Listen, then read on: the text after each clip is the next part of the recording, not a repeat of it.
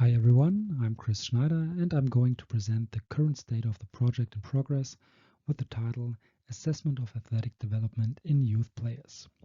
In many sports, it is common to implement regular physical performance testing, which can be used to develop normative data, to create individual performance profiles, and to guide training planning and assessment of athletic development.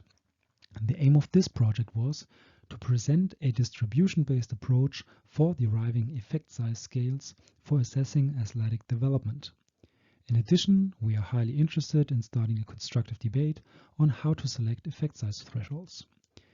We therefore performed secondary analysis of data from a federally funded research project.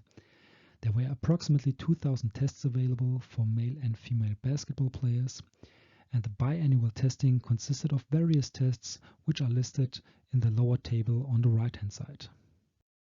For the main analysis, we chose to focus on the originally proposed 5 performance categories using quintile scores for pragmatic reasons, as we don't have access to the original data at the moment.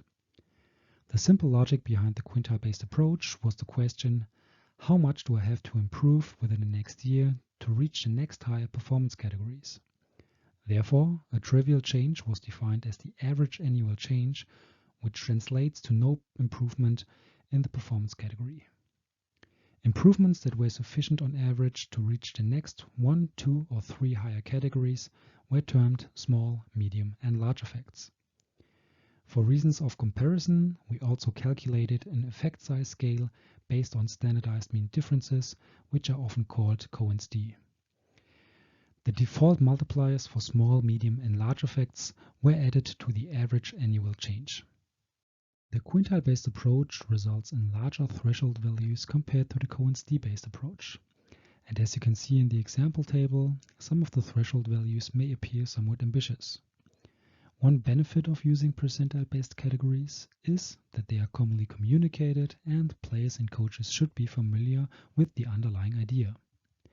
Nevertheless, our proposal has several limitations. For example, the analysis purely relies on normative values based on mixed longitudinal and cross-sectional datasets.